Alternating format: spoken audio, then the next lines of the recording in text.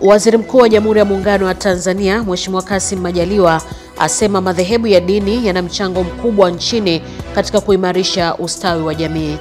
Na katika michezo, wadau wa michezo nchini wametakiwa kuandaa mashindano ya michezo mbalimbali ili kukuza na kuinua vipaji vya wasichana wengi wa shule za msingi. Habari za asubuhi mpenzi mtazamaji wetu, karibu sana katika kipindi cha Asubuhi Njema kinacholetwa kwako nami Kisa Mwepiana. Karibu sana. Waziri Mkuu wa Jamhuri ya Muungano wa Tanzania, Mheshimiwa Kassim Majaliwa, amesema madhehebu ya dini yana mchango mkubwa katika kuimarisha ustawi wa jamii na kutoa huduma za kiroho. Taarifa zaidi na mwanahabari wetu Hamisi Mkotia. Waziri Mkuu Majaliwa ametoa taarifa hiyo jijini Dar es Salaam wakati alipomwakilisha Rais wa Jamhuri ya Muungano wa Tanzania, Mheshimiwa Daktari Samia Suluhu Hassan katika kilele cha dua maalum ya kuombea viongozi wa kitaifa uchaguzi mkuu pamoja na kuombea mamufti na mashehe waliotangulia mbele za haki. Ndugu Waislamu, niendelee kuzungumzia mchango wa madhehebu ya dini katika ustawi wa jamii ya Watanzania kwamba bado unahitajika sana. Serikali inathamini kazi kubwa mnayoifanya katika maeneo mbalimbali, na lengo hapa ni kujenga taifa hili la leo na kesho, na katika kujenga mazingira bora ya kizazi hiki ambacho kinatutegemea sisi kuwapa miongozo. Na kwa hiyo tunapofanya kazi kwa pamoja tunatarajia kupata mafanikio makubwa. Mheshimiwa Majaliwa pia amezungumzia jitihada zinazofanywa na Rais wa Jamhuri ya Muungano wa Tanzania, Mheshimiwa Daktari Samia Suluhu Hassan katika kuwashirikisha viongozi wa dini wa madhehebu mbalimbali ili kujenga umoja na mshikamano wa kitaifa. Ndugu Waislamu, ni ukweli usiopingika kuwa Rais wetu wa Jamhuri ya Muungano wa Tanzania wakati wote amekuwa akitekeleza kwa vitendo dhamira ya kukuza ushirikiano kati ya serikali na madhehebu ya dini hapa nchini. Sote tumeshuhudia mara kadhaa jinsi namna anavyowathamini kwa kuwasikiliza, kuwashirikisha viongozi wote wa madhehebu ya dini katika masuala muhimu ya kitaifa. Hii ni alama tosha kwamba rais wetu ana dhamira ya dhati ya kuimarisha mshikamano kati ya viongozi wa dini na viongozi wa serikali na taifa kwa ujumla. Kwa upande wake, mwenyekiti wa kamati ya dua hiyo kitaifa, Hajat Mwantumu Mahiza, amesema dua hiyo ni maalum kwa ajili ya kuwaombea masheikh na mamufti walioleta mchango chanya katika dini ya Kiislamu. Tulipokuwa tunakusudia haya, tuliona tuweke utaratibu kila mwaka wa kufanya dua hii. Lakini kutokana na wakati tulionao, tukashauriana na Mheshimiwa Mufti, sisi kama Waislamu hapa mkoa wa Dar es Salaam tushirikiane kwa pamoja kufanya dua nzito ya kuwaombea viongozi wetu ambao inshallah Mwenyezi Mungu akiwajalia wote wataingia kwenye mchakato wa uchaguzi ili kutetea nafasi walizonazo. Dua hiyo maalum ilihudhuriwa na viongozi mbalimbali wa Baraza Kuu la Waislamu Tanzania BAKWATA, akiwemo Mufti na Shekhe Mkuu wa Tanzania Sheikh Abubakar Zubair bin Ali Mbwana, Shekhe wa Mkoa wa Dar es Salaam Walidi Omar Kawambwa na mashekhe wa mikoa mbalimbali. Hamisi Mkotia, Channel 10, Dar es Salaam. Serikali kupitia Wizara ya Madini imetangaza kuanza kwa shughuli za uzalishaji wa madini ya dhahabu kwenye mgodi wa Magambazi uliopo wilayani Handeni mkoani Tanga Julai 1 mwaka huu, pindi taratibu za kumpata mwekezaji wa 3 atakayeendeleza mgodi huo zitakapokamilika ndani ya siku 14. Kutoka Handeni, huyu hapa ni Ernest Mbezi ambaye anatupa undani wa hiyo taarifa. Shughuli rasmi za muhusika kuingia site zitaanza kuanzia tarehe 1 mwezi wa 7 mwaka 2025. Hatua hiyo inakuja kufuatia maelekezo ya Waziri wa Madini Anton Mavunde aliyoyatoa Aprili 6 mwaka huu wakati akizungumza na wananchi wa kijiji cha Nyasa panapopatikana mgodi huo ambao kwa muda mrefu umeshindwa kuendelezwa, hali ambayo imekuwa ikisababishia serikali kukosa mapato, ambapo leo hii Waziri Mavunde anarudi kijijini hapo na kueleza majukumu ya mwekezaji huyo atakayepatikana kwa ajili ya kuendeleza mgodi huo. Atafanya kazi ile ya kiufundi na kuleta wataalamu wa kisasa kabisa, mashine za kisasa, kazi ianze, uzalishaji uanze. Kwa huyo mtu atateuliwa ndani ya siku 14 kuanzia tarehe 12, kwa mpaka tarehe 26 litatoka jibu la ni nani, kampuni gani, ya kutoka nchi gani au kutoka wapi ambaye atakuja kufanya uendelezaji wa mgodi wa Magambas. Aidha, Waziri Mavunde ameeleza manufaa yatakayopatikana pindi mgodi huo utakapoanza uzalishaji wa madini ya dhahabu, huku mkurugenzi wa kampuni ya PMM mhandisi Olmbakisi Spendi akieleza mikakati yao baada ya serikali kuchukua hatua hiyo. Shughuli za uchimbaji zikianza, vijana wa Handeni mtapata ajira, uchumi utaimarika, halmashauri ya wilaya ya Handeni mtaongeza mapato kupitia tozo ya ushuru. Mikakati yetu si ni kuongeza mapato, kupata mwekezaji mwenye pesa nyingi zaidi, mwenye ujuzi mwingi zaidi, mwenye asiye na vurugu, lakini ambaye anaweza akafanya hiyo kazi. Kwa sababu kulikuwa na mivutano mingi sana kati ya sisi na wale waliokuwa na leseni. Katika kipindi chote kilichokuwa hali inasuasua ya kiusalama, wameendelea kuhakikisha kwamba hali inaendelea kutengamaa mpaka mgogoro huu utakapokamilika. Na kama mwenyekiti wa kamati ya usalama, tuendelee kukuahidi kwamba wananchi wataendelea kuwa salama na mgodi huu utaendelea kuwa salama kwa manufaa ya wananchi wa Handeni. Kwanza sisi tuliathirika kwa sababu huu mgodi tumeukabidhi almost miaka 15 na wote wamekaa pale bila kufanyiwa kazi. Aliyekuja kukaa sasa ambaye ameondolewa, ambaye amekaa pembeni, alikuwa hafanyi chochote. Naamini aliyeletwa atakuja kufanya kitu kikubwa kwa sababu serikali imesimamia na inaituongoza. Kutoka wilayani Handeni mkoani Tanga, mimi ni Ernest Mbez, Channel 10. Waziri wa Viwanda na Biashara Daktari Selemani Jafo amesema dhamira ya Mheshimiwa Rais wa Jamhuri ya Muungano wa Tanzania Daktari Samia Suluhu Hassan ya kulinda na kuendeleza sekta ya viwanda na uwekezaji imekuza kwa asilimia kubwa sekta hiyo na kusaidia viwanda kuongeza uzalishaji wa bidhaa na kutoa ajira kwa Watanzania. Waziri Daktari Jafo amesema hayo mara tu baada ya kutembelea kiwanda cha Nyati Cement kilichopo Kimbiji, wilaya ya Kigamboni, jijini Dar es Salaam, ambapo amesema dhamira ya Rais ya kuvilinda viwanda vilivyojengwa nchini imesaidia kupunguza uhaba wa bidhaa nchini. Tumeona hapa kwamba uzalishaji unaendelea vizuri. Sasa ombi langu kubwa ni kwa watu wa TARURA watusaidie kipande hichi cha barabara cha kilomita 8 kiweze kukamilika ili mradi mizigo inayozalishwa hapa iweze kusafiri vizuri. Kwa sababu dhamira ya Daktari Samia Suluhu Hassan kuona uwekezaji unaenda vizuri zaidi. Na wenzetu wanajitahidi uzalishaji wa sementi hapa. And we look forward towards collaboration with the government to the development of Tanzania. I wish him all the best. Kwa maelekezo ya Mheshimiwa Jafo ametuelekeza kwamba tuchukue changamoto hizi tuziwasilishe kwa wenzetu wa TARURA pamoja na TANESCO ili waweze kufanyia kazi kwa haraka ili kukisaidia kiwanda kiweze kufanya uzalishaji wake kwa wakati na bila kupoteza ajira za wananchi ambao wameajiriwa katika kiwanda. Mwenyekiti wa Chama cha Mapinduzi CCM mkoa wa Arusha, ndugu Loy Thomas Sabaya, amewataka wajumbe wa halmashauri kuu ya CCM mkoa huo kuacha vitendo vya kufitiniana na kutishiana katika kipindi hiki cha kuelekea uchaguzi ndani ya chama.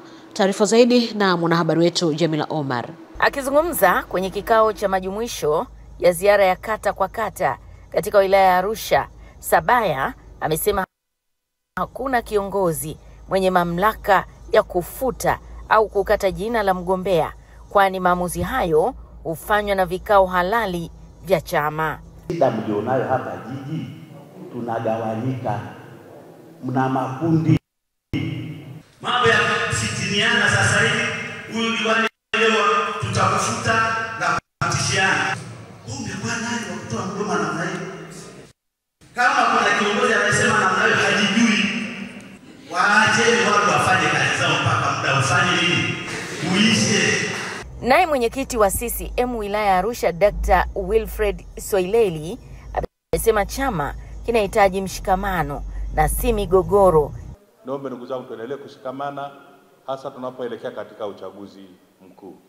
Tuendelee kwa pamoja. Tuendelee kupendana na tuendelee kuvumiliana.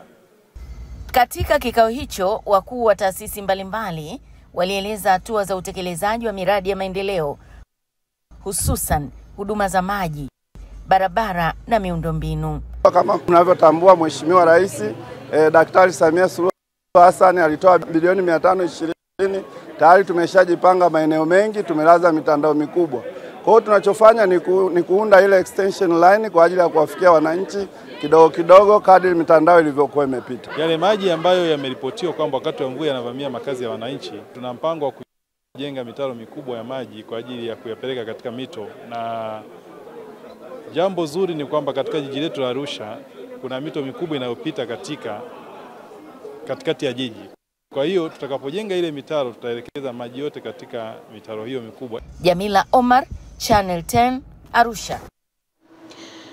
Wakazi wa kijiji cha Ilambo, kata ya Kilangawana, halmashauri ya wilaya ya Sumbawanga mkoani Rukwa, wameishukuru serikali kwa kuwapatia zaidi ya shilingi milioni 88 kwa ajili ya ujenzi wa zahanati ya kijiji hicho, hatua ambayo imesaidia kuondokana na adha ya kutembea umbali mrefu zaidi ya kilomita 10 kufuata huduma za afya.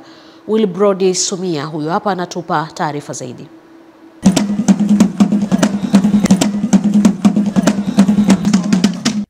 Ni furaha ya kuwa na uhakika wa huduma ya afya katika kijiji cha Ilambo mara baada ya mkuu wa mkoa wa Rukwa Charles Makongoro Nyerere kuweka jiwe la msingi na kuagiza zahanati hiyo ianze kutoa huduma mwezi Juni mwaka huu. Na kuombeni wananchi, mpeni ushirikiano mwenyekiti wenu. Balizeni haya majengo. Mimi ni rafiki yenu, niachieni hawa, si tutabanana hapo vipi? Huo mkataba si mzuri? Si mkataba halali? Mungu awabariki sana. Kwa hiyo tumekubaliana tarehe 20 hapa tunamaliza. Tunakuja kuweka jiwe la uzinduzi. Na ile jiwe la uzinduzi litakuwa la kwangu. Na ile leo la kwangu. Misana Kwangula ni mkurugenzi wa halmashauri ya wilaya ya Sumbawanga, amewahakikishia wananchi kuwa zahanati ya kijiji cha Ilambo itakamilika mwezi Juni na kuanza kutoa huduma na kutoa matumaini kwa wakazi wa kijiji hicho. Mheshimiwa mwenyekiti wa halmashauri na bahati nzuri Mheshimiwa diwani pia anafahamu, tutaleta fedha hivi karibuni, tunaangalia ndani ya mwezi wa 5, fedha nyingine shilingi milioni 20 za mapato ya ndani kwa ajili ya kumalizia milango na mapungufu mengine. Na habari njema ni kwamba tarehe 20 mwezi wa 6 zahanati itafunguliwa rasmi. Niliahidi kwa sababu tumesota kwa muda mwingi, lakini tunaishukuru serikali ya Mama Samia ikutuletea milioni 50 kwa ajili ya ukarabati hizo zahanati. Kwa kweli tunaipongeza sana. Ujenzi wa zahanati ya Ilambo umefikia asilimia 95 kukamilika na kuanza kutoa huduma kwa wakazi wa Ilambo.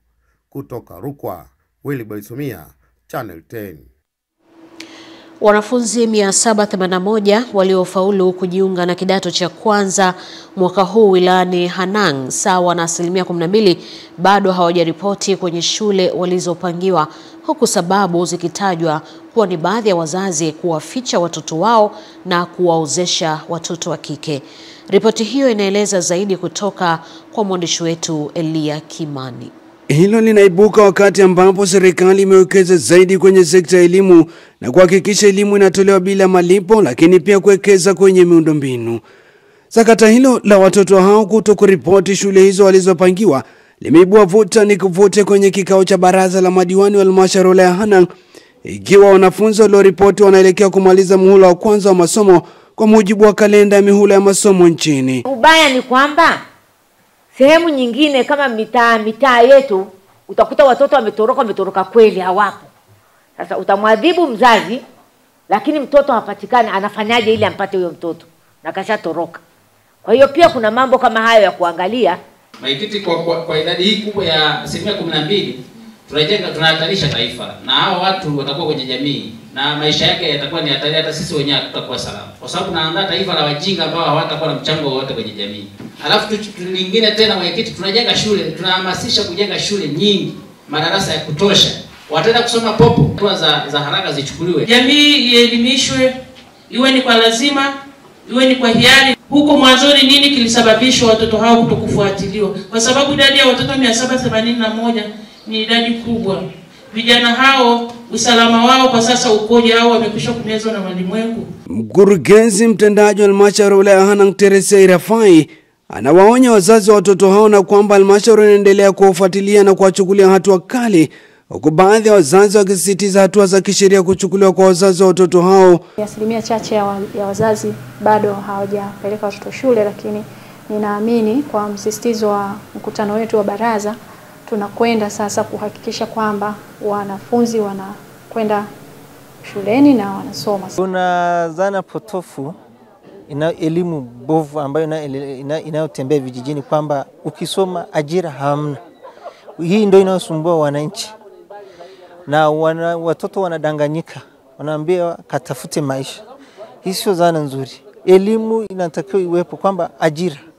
Kumbe akisoma anaweza kajiajiri. Kutoka wilayani Hanang' mkoani Manyara, mimi ni Elia Kimani, Donaldson. Kufuatia juhudi kubwa zilizofanywa na serikali kupitia taasisi ya utafiti wa chai nchini TRIT, maabara ya Ngwazi imefanikiwa kupata cheti cha ithibati ya ubora wa kimataifa wa maabara ya udongo na mimea. Akipokea cheti hicho cha ithibati ya ubora hapa jijini Dodoma kutoka kwa Bi Gungoa Varsha wa Jumuiya ya Ithibati Kusini mwa Afrika yani SADCAS, Katibu Mkuu wa Wizara ya Kilimo Bwana Gerard Mweri alisema sasa hivi imekuwa moja ya taasisi 108 ambazo Tanzania imeshapata ISO certification hadi sasa.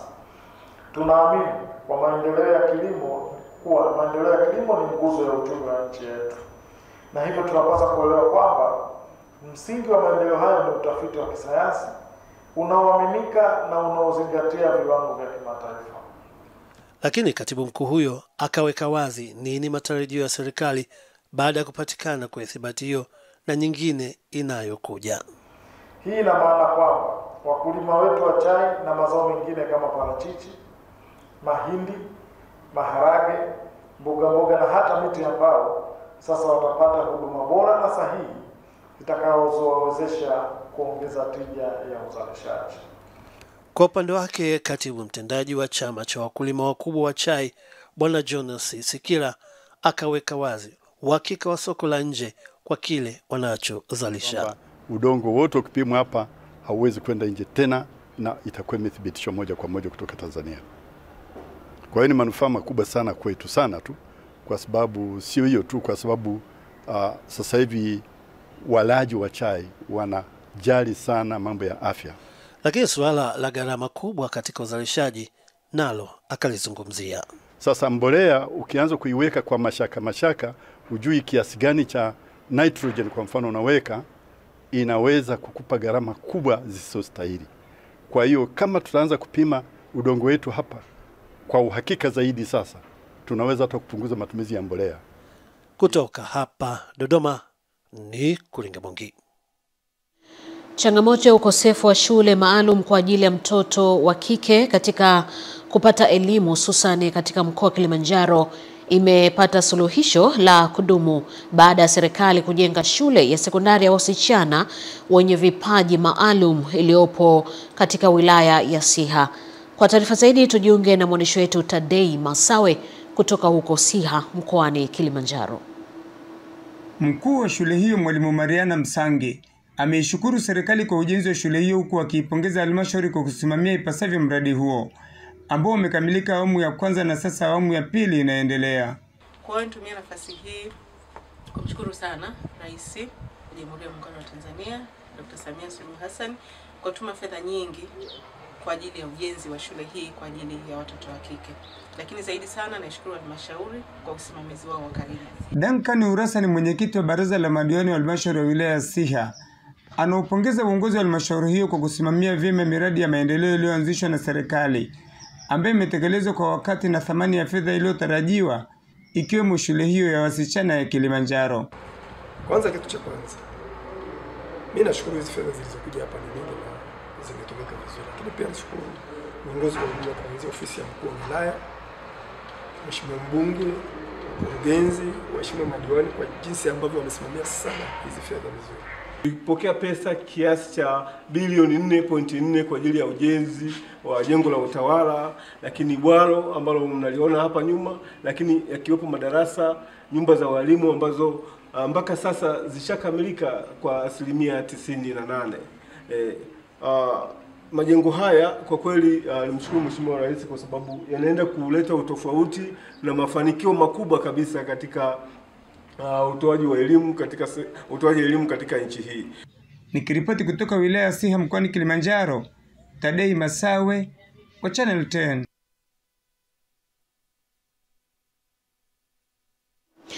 Mtazamaji, na sasa tuangazie habari za michezo na burudani. Wadau mbalimbali wa michezo nchini wametakiwa kuandaa mashindano ya michezo mbalimbali kwa wasichana ili kukuza na kuinua vipaji vya wasichana wengi wa shule za msingi ili kuisaidia serikali katika kuendeleza michezo hapa nchini.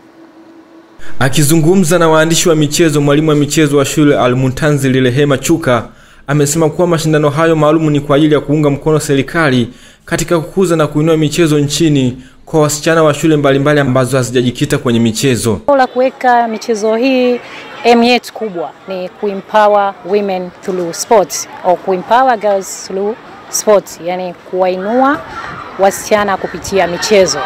Kama unavyoona hapa tumepata shule nyingi ambazo zimekuja kushiriki kwa ajili ya haya mashindano, na hii ni the first time Al-Muntaz tumeandaa haya mashindano, na tunashukuru Mungu tumepata timu nyingi, shule nyingi, let's say like academy pia zimekuja hapa kwa ajili ya kushiriki na sisi kwa ajili ya haya mashindano. Lengo wote ni kukuza vipaji kupitia wasichana. Katika hatua nyingine, Rehema Chuka ameweka wazi umuhimu wa mashindano hayo kwa siku za usoni, huku akitoa wito kwa wazazi na walezi kwa ruhusu wasichana kushiriki michezo kutokana na fursa zilizopo kwenye michezo mbalimbali. Can see hivi vipaji tunavianzia kuanzia chini, lakini you never know kwamba mtu baadaye anakuja kuwa nani, si ndio? Ila lengo letu ni kwamba tumwanzie huku chini ili mradi huko juu hata anaweza kujitegemea mwenyewe na kujua anatakiwa kuwa position gani. Mtoto wa kike akiwezeshwa anaweza. Eden Bahati, Channel 10 Michezo. Asante mwana michezo wetu kwa taarifa hiyo. Na mtazamaji, habari iliyotufikia hivi punde inaeleza kuwa aliyekuwa mkurugenzi wa idara ya mawasiliano Ikulu ya Zanzibar, ambaye pia ni msemaji mkuu wa serikali ya mapinduzi ya Zanzibar, Bwana Charles Hilary, amefariki dunia alfajiri ya leo Mei 11 mwaka huu 2025. Kwa mujibu wa chanzo cha karibu na marehemu, Hilary amefariki baada ya kuugua ghafla na mauti yamemkuta akiwa njiani kupelekwa hospitali ya Muhimbili tawi la Mloganzila. Ikumbukwe kuwa Charles aliwahi kuwa mtumishi mwandamizi wa Azam Media Limited kati ya mwaka 2015 na 2023 na alitimisha muda wake akiwa mkuu wa idara ya redio ya UFM baada ya kuteuliwa kuwa mkurugenzi wa idara ya mawasiliano Ikulu Zanzibar. Vile vile pia Charles aliwahi kuvitumikia vyombo mbalimbali vya habari ikiwemo shirika la utangazaji la taifa TBC wakati huo likiitwa Radio Tanzania pamoja na shirika la utangazaji la Uingereza BBC. Channel 10 inatoa pole kwa ndugu jamaa na marafiki kufuatia msiba huo. Mungu ailaze roho ya marehemu Charles Hilary mahala pema peponi. Amen. Mtazamaji, mwisho wa taarifa yetu ya habari. Hivi punde tutarudi tena kwa ajili ya uchambuzi wa vichwa vya habari katika magazeti yaliyotufikia asubuhi ya leo. Asante.